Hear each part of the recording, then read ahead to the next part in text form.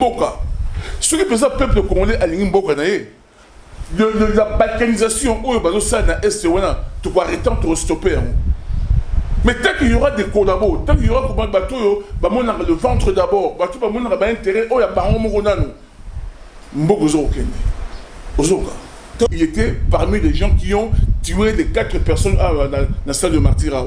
Il était ministre de la Justice. Anani, Kimba, Bamba, Namamba. Il y a un gouvernement. Tant que Katanga, lui, il était là. Osoka. Tant qu'on va créer un père, il était là. Martin Fayoulou, le président élu, et moi-même, dans 10e rue, dans Ndakouya, et pas bâti Sekedi, dans un rassemblement. On a venu une réunion, on n'était que 3. On était en train d'échanger. Soudain, Félix et MC Martin. Ah bon, mais Martin, vous êtes vraiment comme mon père. Raison pour laquelle mon père doit pouvoir dire parce qu'il était trop radicaliste. Martin, oh, c'est comme ton père, comme mon père était trop radicaliste. C'est ce qu'il y a retrouvé. Au vrai sens du mot. À quoi j'aime aux antisécuristes? Si on se réfère dans cette histoire, il y a Congo. Tu vas te rendre compte que, donc, Tshisekedi aussi fait partie des gens Oyo, comment dire, Buntsek Lumumba. Ça, tout le monde le sait. Un vrai Lumumbiste, qui se dit Lumumbiste. Franck Dio qui se dit Lumumbiste. Parce qu'un vrai Lumumbiste, au vrai sens du mot, ne collabore pas. À cause vous n'avez jamais Tshisekidiste. Jamais. Donc moi, je suis un Lumumbiste qui s'assume.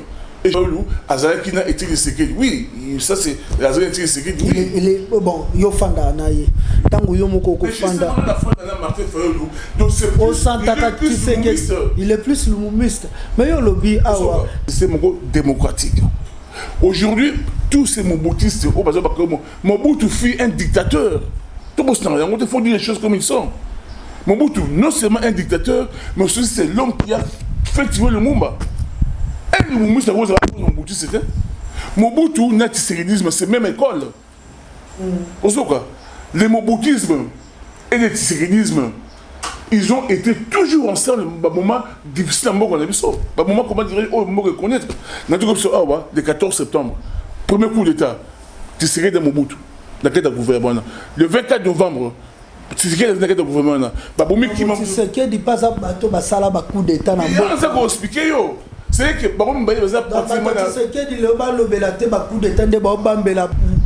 d'abord rectification et dit maman Kassavo c'est tous les combattants. De tous les combattants. Oui, pas ma combattant mon causalité, mon causalité. Ah, mon causalité. Tous les combattants. Voilà, donc les combattants, combat oyo carrément je mène tisika sukoyo. Au Kazako somba batu na biso na Congo. Au qui a infiltré l'armée na biso, a infiltré le service de sécurité na biso, a infiltré notre administration, notre armée. Notre armée est issue, il y a la fusion, l'intégration est bien très bien. Tout ça pourquoi? Parce que Alingi a bougé.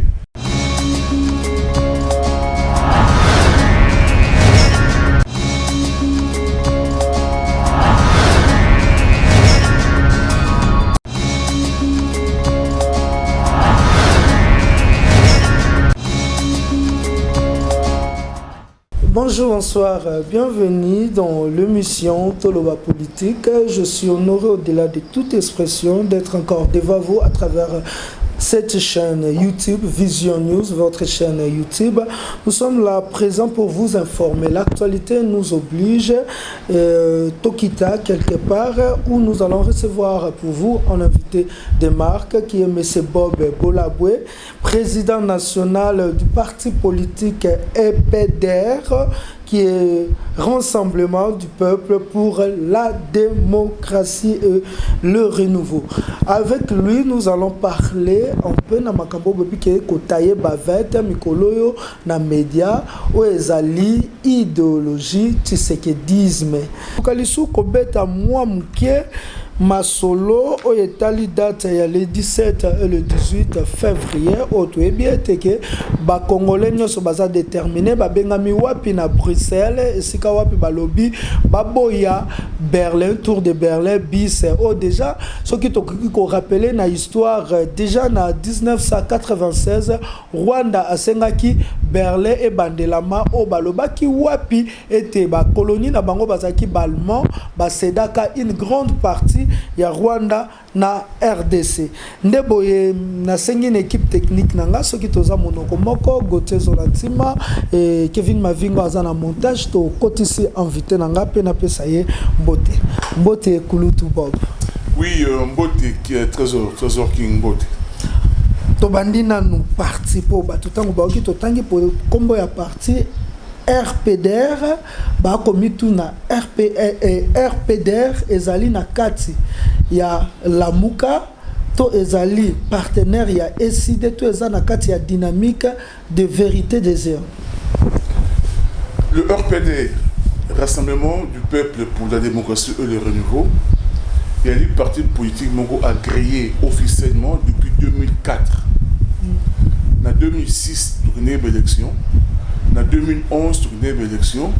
En 2018, tourné l'élection.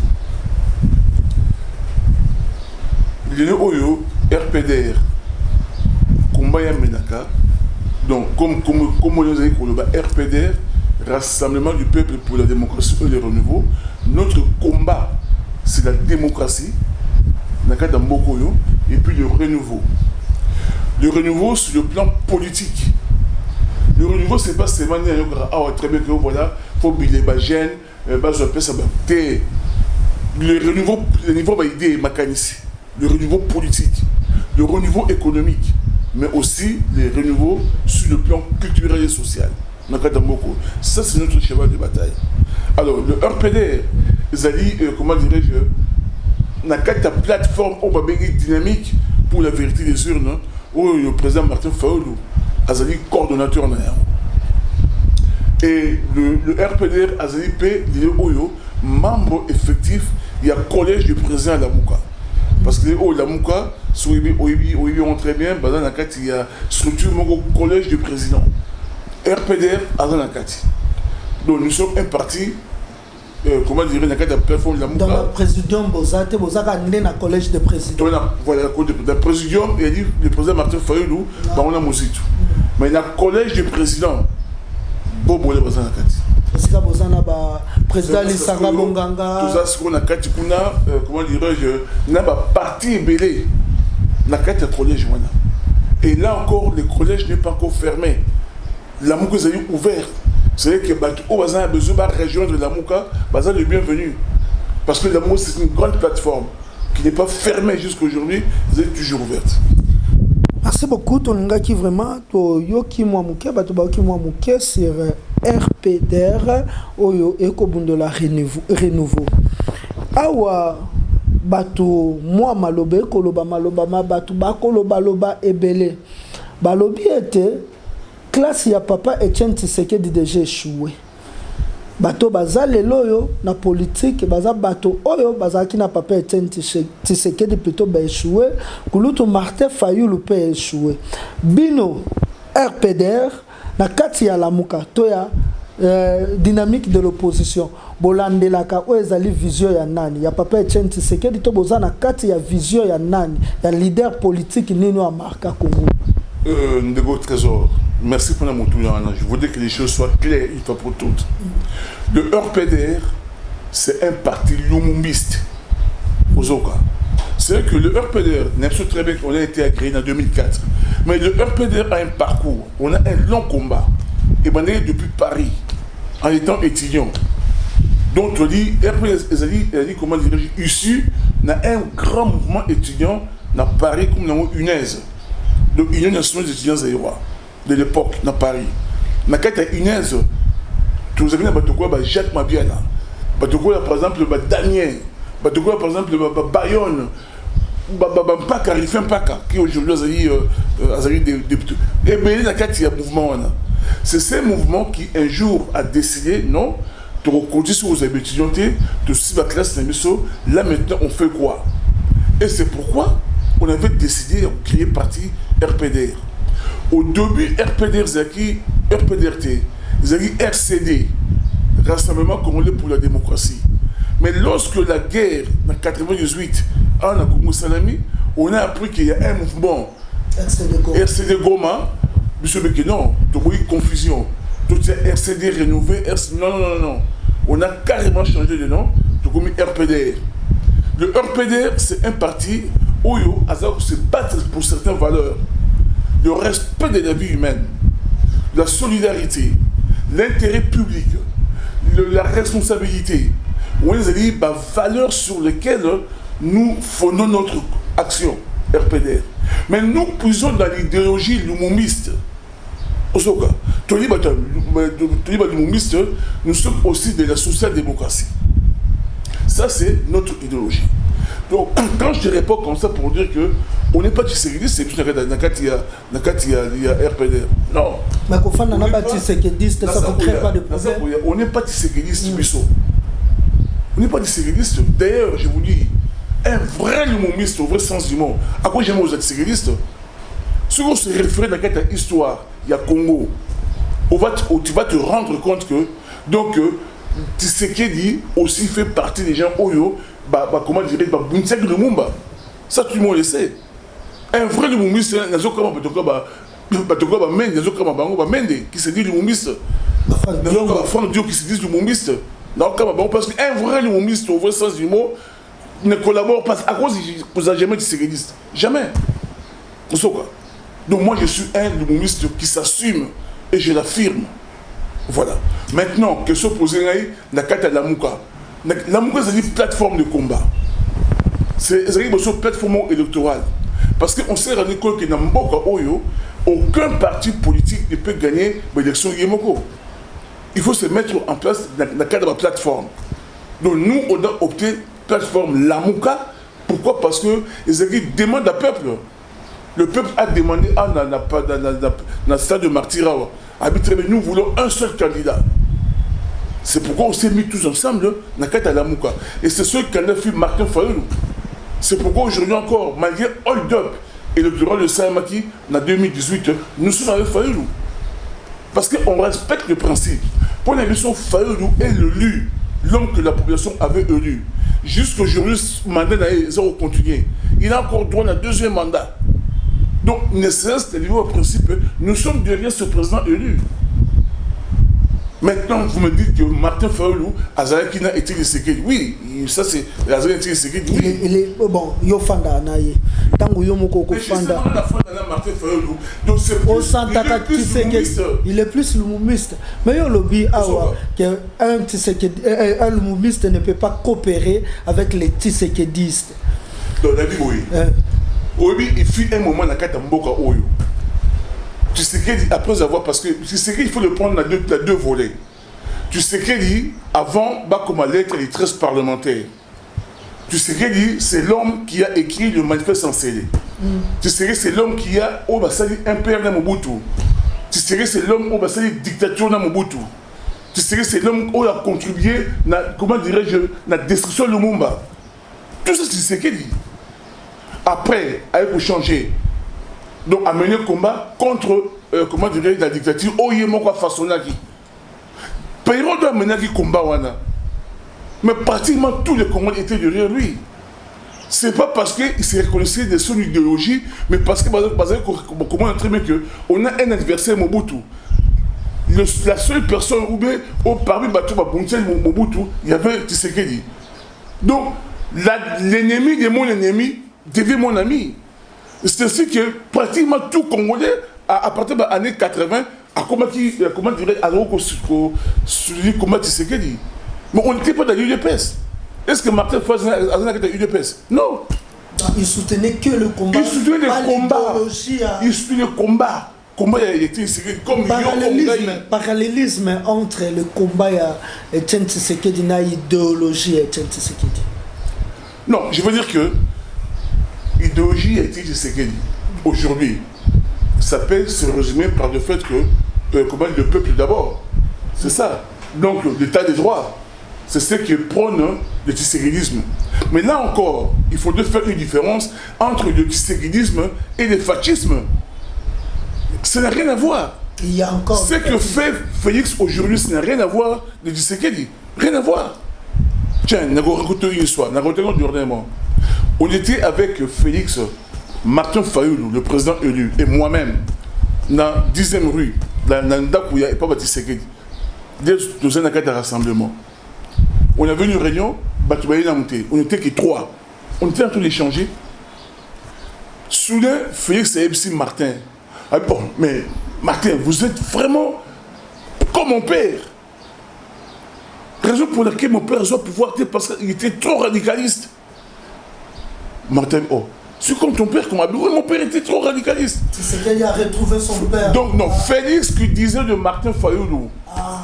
Dans mon papa, il y a un alors lui que yo, au moins yo, au secret de quoi la papa n'a pas, Martin Tounier, n'est pas papa non. Tu es trop radical. Donc ça veut dire quoi? Ça veut dire que Tshisekedi Etienne n'a jamais été le modèle de Félix. C'est pas ce modèle. Quand Etienne Tshisekedi nous parle, par exemple, le peuple d'abord, aujourd'hui on apprend qu'il y a le ventre d'abord, la famille d'abord, les amis d'abord, Banapoto d'abord. Donc pour dire que le fascisme, ça n'a rien à voir dans, comment dirais-je, le tshisekidisme. Tshisekidisme, il y a un moment qui parle, comment dirais-je, la question italienne, par exemple, comment dirais-je, le peuple d'abord, qu'on respectait ma texte, tout le monde. Ok, d'accord. Mais je veux dire que ça, c'est élémentaire de la démocratie. La démocratie, c'est le respect des textes. C'est ça la démocratie. Mais bref, je veux dire ceci. Il fut un moment, moi qui suis le mombiste, nous avons tous soutenu le combat du peuple contre la dictature moboutiste. Et ce combat, c'est parmi les gens qui combat. Parce qu'on incarnait Yango. Ne voulait pas dire que tu combats les tshisekidistes. Non. Est-ce que c'est clair là-dessus? Merci, c'est clair. Nous avons sûr que beaucoup ont vraiment leçon Yamakasi. Lelo yo toloba, tolongoli, kulutu fayulu, kazaka, yamakambu etali. Ni toloba ce qu'on a kacha tshisekedisme, nini yamabe, oyo mona na tshisekedisme. Non, le tshisekedisme, c'est ma bête. Je veux dire que c'est isme. Isme, c'est d'abord l'état des droits d'abord. C'est comme ça qu'on peut résumer le tshisekedisme en quelque sorte. Parce que pendant tout ce combat, la deuxième phase de combat, pour la première phase de combat, il était parmi les gens qui ont tué les 4 personnes dans la salle de martyrat. Il était ministre de la Justice. Anani, Kimba, Bamba, Namahamba. Il y a un gouvernement. Tant que le Lumumba na Katanga, lui, il était là. Osoka. Tant que créé un père, il était là. Ouais, c'est personne de Tshisekedi. Et non les Tshisekedi. Mais lorsque, pour des raisons, peut-être, il y a Mogoyebi, à Kabonina Mobutu, à continuer à combattre contre Mobutu, c'est là où commence le tshisekidisme, dans le sens il y a respect des textes. Qu'est-ce qui va sauver le Congo? Le moumisme, le mobutisme ou le tshisekedisme? Parce qu'aujourd'hui, le mobutisme est zongi. Donc, au Kabatu, Kolobato Zabazaïroi, Tozongi ça, les Kimobutu. Et donc, on veut sauver le Congo. Très très bien. Il y avait un ministre des Affaires étrangères français, Al-Bagaboui. Lorsque une ville est assiégée, la ville n'est pas encore tombée tant que dans cette ville il y a des patriotes. Ce qui sauvera le Congo, c'est les patriotes. Donc, tant qu'il y aura des patriotes dans beaucoup, le combat que nous menons pour le développement, le combat que nous menons contre la balkanisation, tant qu'il y aura des patriotes dans beaucoup, on va gagner le combat. Mais qui est le meilleur patriote si ce n'est pas le Lumumba?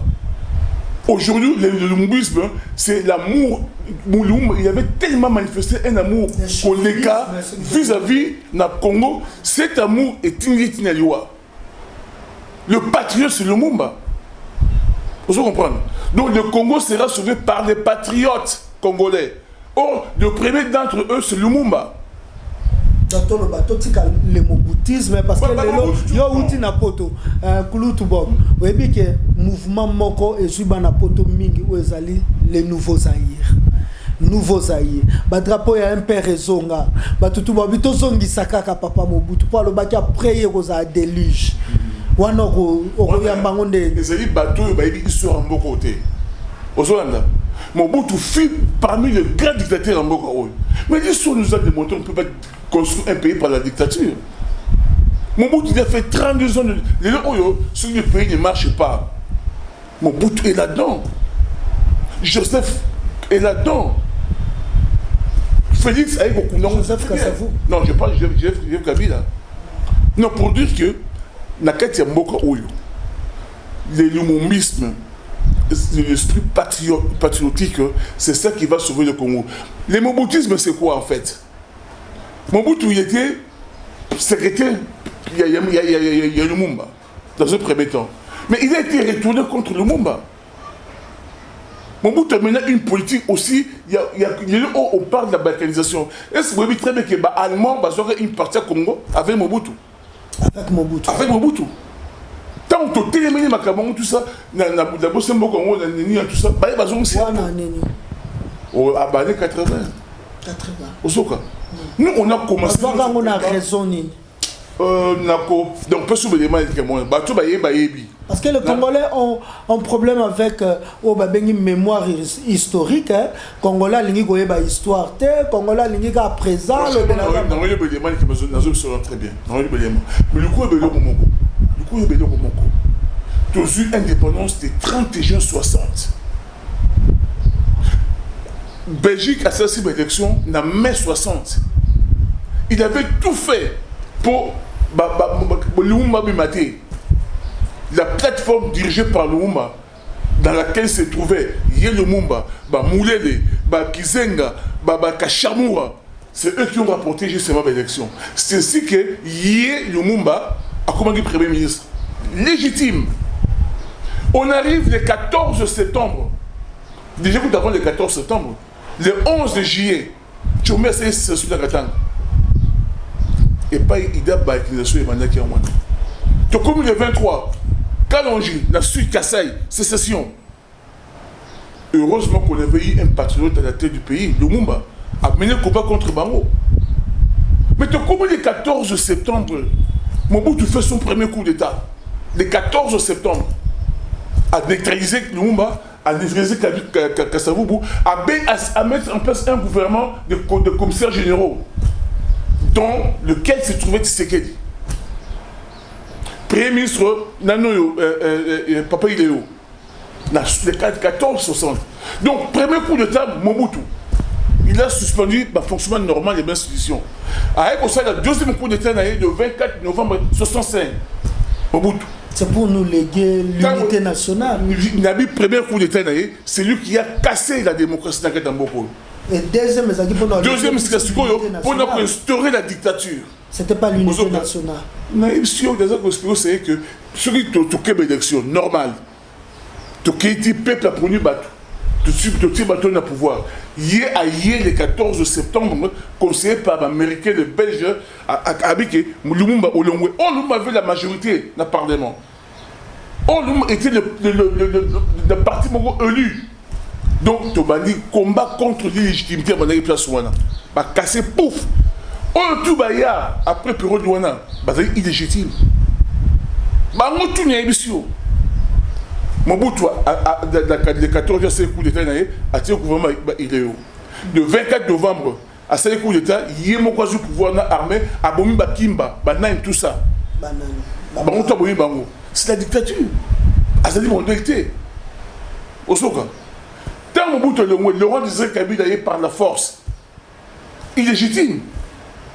Joseph Kabila a yé, joué pour aller sur Mouana Kabila. Illégitime. Toké l'élection en 2006, Bemba gagné Kabila Tikadi. Illégitime. 2011, Papa Tshisekedi a gagné Kabila Tikadi. Illégitime. Et 2018, le président Martin Fayulu a gagné. Allez, il a imposé M. Félix. Illégitime. Donc, il faut être clair et net. Avant les années 60, avant notre accession à l'indépendance le 30 juin 1960, le combat où Patrice Amena qui n'a pas ni surtout Polo Bokito, même Kassavo surtout Moulede Kizenga, c'était un combat nationaliste. Pourquoi? Parce que lorsqu'on se bat contre l'étranger, l'étranger qui ose dominer Bissau. Toujours bunda contre Bango, donc c'est ça un nationaliste. Ose bunda contre l'étranger. Donc, le monde est nationaliste. Si il reçoit victoire, mais l'air de victoire, le combat national est à continuer. Mais c'est depuis ça. Parce que le nationalisme aujourd'hui c'est la guerre. Si on continue le combat nationaliste, donc on a la guerre. Les combats qui valent la peine aujourd'hui, le patriotisme. Ce n'est pas. Non, la démocratie c'est un système. Comment dirais-je, le royaume. Beaucoup dans le royaume, pour accéder au pouvoir, il faut maquiller. Il y a des maquillés par roi. Il faut issu de la famille royale. Le coup en Angleterre. C'est un régime, comment dirais-je, pour comment il faut la famille royale. La démocratie, en 1789, à partir de France, la Révolution française, tout Congolais, tout citoyen peut devenir accéder au pouvoir par la voie électorale. Tout citoyen a pu accéder au pouvoir par la voie électorale. Donc le pouvoir du peuple, par le peuple et pour le peuple. C'est ça la démocratie. Mais dans la carte de la démocratie, il y a des patriotes, il y a aussi des collabos. Vous comprenez? Donc le Mumba Azali est un grand patriote dans la carte de système démocratique. Aujourd'hui, tous ces Mobutistes, Mobutu fut un dictateur. Tout le monde, il faut dire les choses comme ils sont.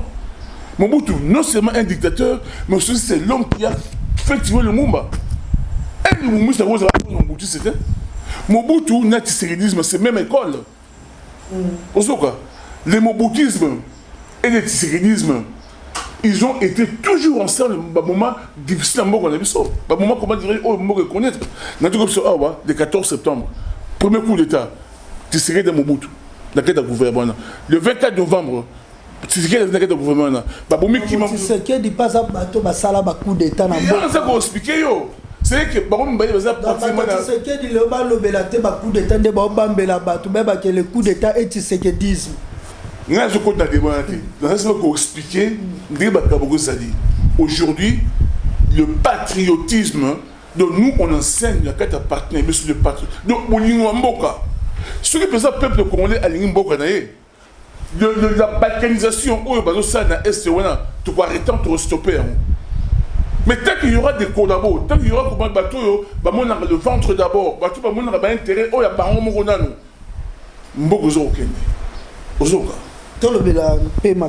le 17 et le 18 février, le moboutisme n'est pas une solution. Le tisséridisme n'est pas une solution, c'est le patriotisme avec le Mumba qui va sauver ce pays. Le fatisme aussi n'est pas une solution. Non, je vois seulement que chez les tisséridistes, il y a certainement des patriotes Bazali. Chez les Mobutistes, si tu veux, il y a certainement des patriotes Bazali. Chez le fatisme, il y a quelques patriotes Bazali. Chez le kabundisme. C'est quoi ça encore? Mais le kabundisme aussi. Et où tu souhaites?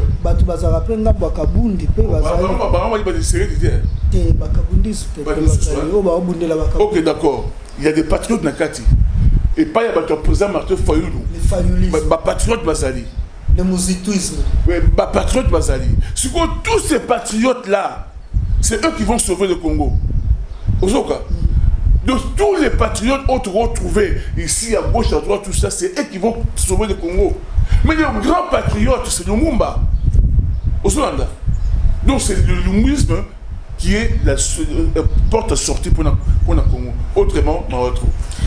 Te rappeler que le patriotisme est l'amour de la patrie. Moto alinga mboka naye akotika te mboka naye kende, moto alinga mboka naye koleka akotika te mboka naye kende, akotika te mboka naye enyokwama akotika te akoyiba ba biyote ya mboka te akoyiba mboka akozaka ba détournement ba yibaki boy basaki boy et patriote azana bolingo ya peuple akoyiba mboka pona ya mboka te parce que la patrie est constituée bongo na peuple. Avant tout, il faut pour le peuple. Le 17 et le 18 février, Maman Justine Boyo Kasavubu a béni ce bateau bongo à Bruxelles. Et si Kawapi Bakosa la manifestation pour na battre les mela, bateau au Bakosenga à Berlin 2. na conférence na bao bakokende mais on dirait bino bozamu nelo kwango wana qui patriotisme ezate yo très très bien. D'abord rectification, il a dit maman que ça vous coûte c'est tous les combattants. Ah, c'est tous les Osoka, de tous les combattants. Oui, mais pas ma combattant mon consolidé hein, mon consolidé hein. Ah mon consolidé. Tous les combattants. Voilà, donc les combattants. Bazali Banam Voulouzi, Banam Okimbango à l'Obako à la Kaka. Bazali partout. En Belgique, en France, Bazali partout. Après Bazali. C'est eux qui ont fait appel. Donc, 17, 18. Mais leader à ça, Kaka, leader. Azati. Les leaders Azati. Ceux qui leader Azali. Ceux qui sont leader on a. Mouvement Kofi. Il y a un qui a commenté par Boyaka. Moutouan c'est à quoi fait Bango. Bangi a monté. C'est un esprit, c'est un mouvement. Ils ont dit vague. Pourquoi pas Diana Bilo Mémor à Tepe na Kinshasa? Mais vague, ça dit ah ouais. Les 17 et les 18. Aujourd'hui, il y a très bien que vous êtes. On a contre la balkanisation. Mais au discours, c'est contre la balkanisation. Discours peut-être contre la balkanisation. Sur Yoki, même dans le petit Molodio, contre la balkanisation. C'est cette vague-là, où vous tenez la poteau. Les gens qui sont musiciens, à cause de la vague. Bref, en 1885, les forces coloniales ont tout à Berlin au mois de février. Poni parce que on très bien que un terrain dans la carte d'Afrique tout ça la guerre était sur le Congo, non, tout Congo comme gâteau et Afrique comme gâteau. France, ils sont partis où? Ils sont anglais, ils sont côté où? Ils sont partis où? Bino Balman, ils sont partis où? Tout le monde a parti dans la binoté. La Kaboliti et Sili. La France a 14 pays. Les 14 pays, la France a. Et comme il y a Congo, même dans le Congo, France a dit non, dans le Congo. Bangé avec non, le Congo. Le Congo c'est trop grand, c'est trop puissant. Au Congo, on a dominé Balinga Moussou. Au déclare Balinga Moussou. Balima Moussou, non.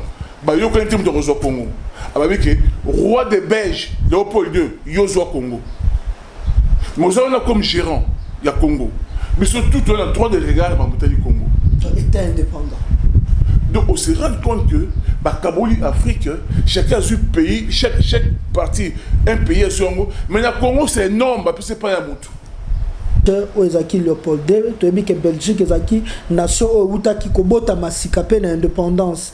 Na tawana ba roi et Allemagne et Angleterre bazalaki, ba reine d'Angleterre plutôt bazalaki, ba chancelier allemand o bazaka ba puissant, bazaki pona ni ba pesa bango te, ba pesa ka mboka moya sika. Ya mboka sika ba pesa pas ya mutu. Ba pesa pas ya roi. Indépendance ne ba pesa pas ya roi. 8 ans après, roi cédant en Belgique. Ozoka. C'est pas un roi pour parce qu'il y a des parmi bateau pour convoquer conférence à Berlin. Celui qui était prêt bateau pour convoquer. Il y en a comme il y a été entre bango, mais bon, comme il aime pas convoquer tu peux ça y est à quoi au Congo et non business tout. Mais le plus important c'est quoi? Dans tout na place pour tout Kenya na Oyosama na Belgique en février.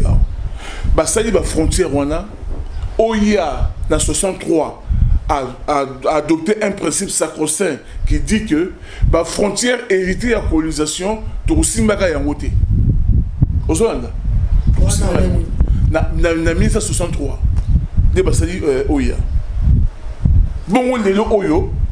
Tu vas coûter en Belgique pour Bassimba, la frontière Rwanda, la frontière Moussou. Mais c'est la guerre, mon frère. Il m'a coûté l'Afrique dans la guerre. Déjà, si je suis tant que Bizumungu est président, parce que Kagame est vice-président Bizumungu. J'ai salé qui avant moi Azwadi. En 1996, il a attaqué Bisoulé, à ça il a habité futur il a défini la frontière, il y a en Afrique, dans le Congo. Combat oyo Kagame zo mené tisika sukoyo. O kazako somba batu na biso na Congo. O qui a infiltré l'armée na biso, a infiltré le service de sécurité na biso, a infiltré notre administration, notre armée. Notre armée est issue, il y a la fusion, l'intégration est bien très bien. Tout ça pourquoi? Parce que Alingi a bougé la frontière. Ben, il y a une partie il y a territoire na biso Ouganda pas linga zo parti na ye Burundi linga zo parti na ye Zambie linga zo parti na ye Angola linga zo parti na ye mais tout le monde linga zo parti à Congo. Mais tu sais pourquoi? Parce que le Congo est faible. Parce que ceux qui dirigent le Congo sont faibles. Le discours à Kagame est en Oyoka. Mais le discours à Kagame, est-ce que Kagame nous répond? Tu es le président doit répondre. Le président doit répondre. Ah, pour il y a Zobetakara. Il y a un partenaire, Banda Kagame a lobby, il y a trois pays. Il y a un partenaire. Alors que Kagame, là, Félix va se retrouver en France. Carrément, c'est-à-dire une émission dans France 24. À Wangani, ma massacre au Sama na Congo.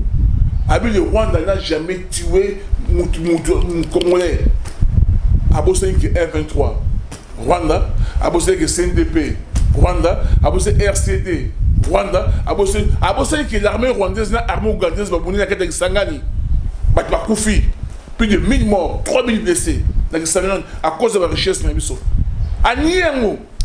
Alors, si vous voulez Félix à répondre, Félix sur la diplomatie intelligente à répondre. Lorsque Poutine parle, Biden répond. C'est ça comment dirais-je, la relation internationale. C'est une entre les États. Rapport de force. Est-ce que la diplomatie est importante? La diplomatie est rendre Congo faible. Quand tu es faible, tu deviens diplomate, plus diplomate que diplomate. C'est la faiblesse. C'est la faiblesse des biscots. Bref, pour dire que, au sein de la Belgique, les Congolais vont se mobiliser pour qu'il y justement pour dire non. Tout le monde balkanisation, tout le monde frontière et bouger. Donc, celui qui m'a Kassavou a lancé l'appel, bravo. Mais appel aux égards lancé par Yété, c'est par toutes les forces combattantes aux États-Unis dans la diaspora. Des forces au Babunda représentent pour le Congo, des patriotes congolais. Dans le cadre des patriotes, il n'y a pas de moboutistes, il n'y a pas de lumistes, il n'y a pas de, comment dirais-je, de sérénistes, il n'y a pas. Non, il y a des patriotes congolais. Oh, le grand patriote, c'est Lumumba.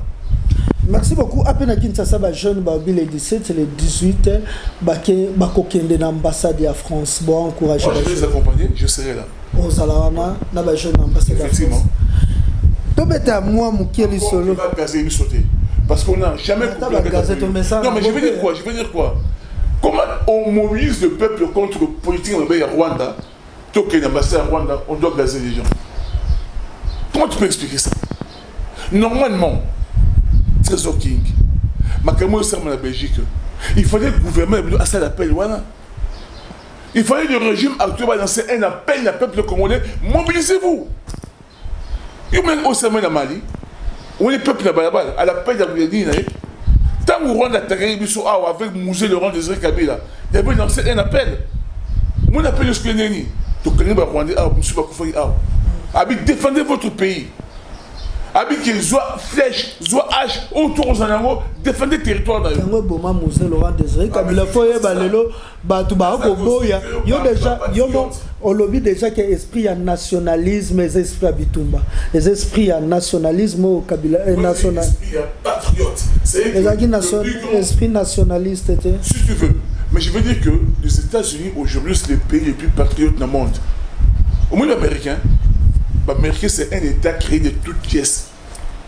Français, anglais, hollandais, noir, jaune, nani. Quand tu es américain, tu te bats pour le drapeau américain. Le patriotisme. Donc au jour d'aujourd'hui, dans le Mali, la France est dérangée parce que la France a limité que Mali a coopéré avec les Russes. On a Mboka Oyo, moi je te dis sincèrement, Trésor King, depuis que le Congo a accédé à l'indépendance, s'il y a des forces qui nous ont embêtés, c'est les Occidentaux. On n'a jamais fait avec les Russes. Jamais. On a pris les Russes. Les Russes, non. Les Belges et les Américains. Les Américains et les Belges, les Belges, les Américains et les Français. On n'a jamais eu affaire avec les Russes. Dernièrement, on n'a pas payé comme Mali. Alors, pour la première fois, à Goïta, on a arbitré que non. Pour la lutter contre le terrorisme dans le Bogo, nous avons besoin de Russes pour aider. La France n'était pas contente. Ah, comment il n'y a pas de problème? Nous peut se comporter, le quoi, ah, ça, on n'a pas de problème. Arrivé à un certain moment, tant on va bénir, le peuple a béni la balabala, au sanctuaire force, le peuple qui a le pouvoir. Donc, dans ce bâtiment, comme le Congolais a mis, c'est très bien que ce régime devait aussi appeler le peuple congolais à balabala pour lutter contre ce qui se passe en Belgique. Et c'est ça va combattre, va passer à ton monde. L'article 63 de la Constitution de tout Congolais a le devoir sacré de défendre sa patrie ou de défendre son pays contre attaque extérieure. Mais si le bateau est mieux placé, c'est le gouvernement qui devait faire cet appel-là. Le gouvernement a très bien qu'il y aurait une masse. Bazobangaliwa bazana bana bomengo batongi bandaku vie bobo tika ndako tongi siko habitango te. On habite très bien quand on est patriote, on est prêt à mourir pour son pays. Nani Petit Banda, le professeur Petit Banda que je salue, alobaki yango imaginez que tongi ndako no habité te.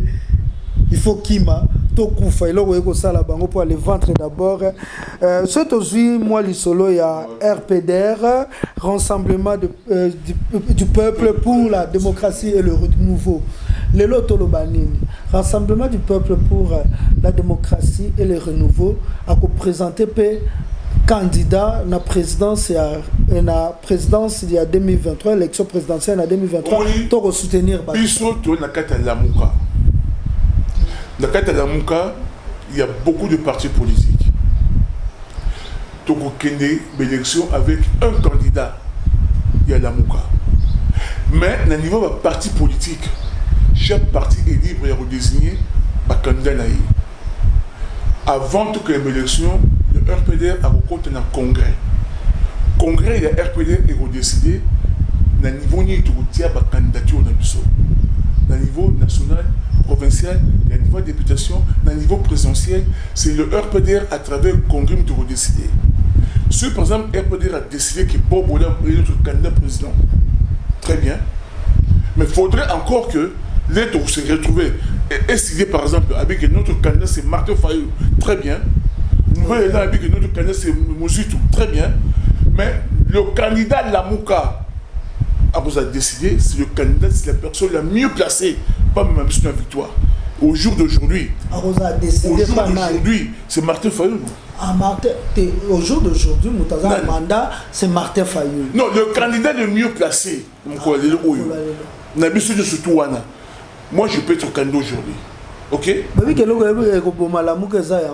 Parce que to beta moi mokieka lisolo na koleka bandeko kulutu Martin Fayulu akenda ki lisala na kombo ya lamuka koto SID nouvelle là asali rentrée politique n'est pas le bâti le candidat zana noté to kozela to ponana na ko se présenter le candidat pour le président Martin Fayulu qui est lisala moi j'étais là-bas. Mais bon, là, il y a président Fayulu. La compte c'est SID to. La cadre, tu connais la cadre la mukate. Ah SID. A connais la cadre SID. Non, tu as dit parti partenaire. Non, tu sais ça échange de verre dimanche passé dans le cadre de RPDR. Mais on a vu comment dirais-je Blanchard, Nico Mayengele, on a vu Moali dureté des cabinets, on a vu beaucoup de gens. C'est sur le parti partenaire frère d'Amiso. Donc le président Martin Fayulu il a fait une activité dans le cadre SID. Ils ont dit contraire à la convention, il y a la Moukate. Némo, mon juste de l'activité dans le cadre, il y a une nouvelle élan. Némo, bis dans RPD, tout ça dans le cadre de RPD. Mais il y a des activités autres dans le cadre de la Mouka, là c'est différent. Non, et ça est clair. Voilà, c'est comme quand on pose un candidat, c'est Martin Fayulu. Nabi Bongoté, Nabi qui dans chaque parti a un candidat. Mais il faudrait qu'il y ait un niveau, il y a la Mouka, pour décider qui sera. Mais à ce moment de demain, il se pose même pas parce que c'est Martin Fayulu qui est notre élu. C'est parce que c'est lui qui est populaire pour les. Mais effectivement, c'est notre meilleur cheval, nous sommes athées. C'est ce qu'on a sali na mécanisme, na sala la boule lo kulutu Bob Bolaboué a commis populaire pour les. Oui, mais je vais dire dans le bien, na kata la Mouka c'est la démocratie. Puisque Ndaka na Genève pour ça, parce que le peuple a besoin d'un candidat. Et ce candidat, c'est Martin Fayulu qu'on avait choisi à Genève. Il y avait plusieurs candidatures, non? Candidature, il y a Moussitou, il y avait plusieurs candidatures, mais pour la candidature de la personne, pour commencer la victoire, c'était Martin Fayulu. Aujourd'hui, moi, je vois pas de mal, je très bien que bon, bah, les candidats, Israéliens, candidats, mais on finit. Il faut pour un candidat, et moi, je te dis, là, maintenant où nous sommes en train de parler, à l'heure actuelle, je vois Martin Fayot de me soulever. Merci beaucoup. C'était l'émission Toloba Politique. Comme déjà dans la émission, vous avez compris que nous avons parlé quand c'est langage, langage politique. Ce qui est bimi moi mouké na langage politique, bolimbisa biso pour politique en pas dans domaine nyoso. Ce qui est à taper langage culturel, on a peut masolo politique. Donc le langage politique est un langage oyo et ko sangisa nyoso o ezali vie ya congolais. La vie congolaise est un kati ya langage politique autobeta. Toyambela Kibino Bongo o ezali président ya RPDR, le président Bob Bolabwe, yende mutabete bino mwa masolo ebele mingi tobeta ki c'était na o ezali makambo ba idéologie to yebeke awa na mboko Kongo komi o biso ba lumumbiste biso ba tshisekediste biso ba mobutiste pona mboko ebonge photo zonga na boy to kende na boy to sa boy yango na ye to pusanaki lokola lumumiste abetela biso vraiment masolo ya ba lumumiste moi motuna suka na yambona pesoli loba ya suka pona yo balumumiste nini obatikali osofandi bolobi olumumiste ya solo akolanda vraiment combat ya Patrice Emery Lumumba tangela biso ata 4 les amis moi pas si botuna wana ata 4 pas dans le sens que onyo suba c'est proclamé balumumiste mais là tout le monde bango à l'œuvre on n'a rien vu de l'humorisme pas là-bas sous un jeu par exemple la Palou avec Izenga, ils n'ont pas appliqué l'humorisme. Palou, donc, ils ont collaboré avec Laurent, avec Joseph Kabila. Joseph Kabila, il parle de l'humorisme, il n'y a rien de l'humoriste. Peut-être Laurent Joseph Kabila, oui. Il a été l'humoriste, américain qui a appliqué. Donc, je vois Laurent Joseph Kabila, raison pour laquelle il va bomaer. Moi, je vais Thomas Sankara, Bakoufa. Tous ceux qui ont voulu vraiment retirer intérêt à Congo au centre des jeux. Mais il y a une autre manière de retirer au centre des jeux, il y a une autre manière de le faire. Voilà. Donc, moi, quand je prends par exemple il y a personne qui vous comprenez, il y a un principe. C'est vrai que si on a un bateau, peut-être qu'il y a un peu de valeur pour passer à la montée. Mais balumiste bazali. Mais on peut ça diriger Mboka bazati. On va appliquer le principe de Lumumba bazati. Voilà. On a Mobutu. Mobutu c'était le boumiste aussi. Mais quand on taille, mais si on taille pratique le pouvoir d'ailleurs, rien de l'humouriste. Si on taille, par exemple, Laurent Joseph Kabila qui lui a succédé, a appliqué un peu l'humorisme. Mais bon, mieux vite. Au Joseph, au Yaïsima, rien de l'humoriste. Au tout, Bazaï Simanaï qui s'est dit l'humoriste, Bakosibiso. Lilo basuka na yo na ba congolais nyoso bakolanda yo pe ba oyo bakolinga baza na contact na RPDR ou ezali parti na yo numéro pe ya contact nini okopesa omoni comme tout bango awa je me suis posé la question où va le Congo. Mais pour répondre à la question où va le Congo, il faut donc encore savoir d'où vient le Congo. Congo et connaître l'esclavage, le système de l'esclavagisme. Congo et connaître le système colonial. Pendant 80 ans, on a vécu dans la colonisation. Il a fallu combattre. Il y a Lumumba, il y a Kizenga, il y a Kasavubu, il y a les pères indépendance. Pour tout accéder politiquement à l'indépendance de 30 juillet 60. J'insiste bien politiquement pour accéder à l'indépendance. Mais lorsque le Lumumba a voulu se battre pour l'indépendance économique, la vraie, parce qu'une indépendance politique, une indépendance économique ne vaut rien. Quand le Lumumba s'est engagé dans un combat pour l'indépendance économique, Baboumi. Et depuis, le Congo est contre le système néocolonial. C'est-à-dire que Mundele, il y a un film mais Mundele a utilisé les économies congolais à bon moment pour continuer à copier les biso. C'est le système néocolonial. Bâtir bâtiment Mundele avant de musika bombadi, bâtir bâtiment parce que côté au pays beaucoup de à l'allure où vont les choses, le Congolais, pour ne pas dire l'Africain, a deux choix. Ou alors, à prendre conscience, à bonir vraiment pour l'indépendance économique, où il y a la libération, comme Bachillon Bassala, comme d'autres peuples Bassala, des peuples colonisés Bassala, ou bien à accepter cette situation Oyo, et au coup, pays une balkanisation, c'est-à-dire qu'il y a un morcellement au Congo en plusieurs petits États pour Sima recoloniser le Congo. Ce qui l'Africain a saisi Kébaté, ce qui Congolais a saisi Kébaté, notre Congo va vers la recolonisation. Je pèse bien mes mots. La recolonisation. C'est-à-dire que mon élève aux gens Awa, na Congo na Fimbo, pour exploiter nos matières premières, tout simplement. Donc, la balle des gens congolais, c'est surtout les patriotes. Donc, tant que les patriotes vont télémagater pour tout le monde de Tumboyo, à venir à Bana, ils allaient complètement compromis. Merci beaucoup. Numéro de téléphone. Le numéro de téléphone, ils allaient 081 328 97. 081 00243 81 328 97. Sur la Bengona, vous répondre pour la compte RPDR.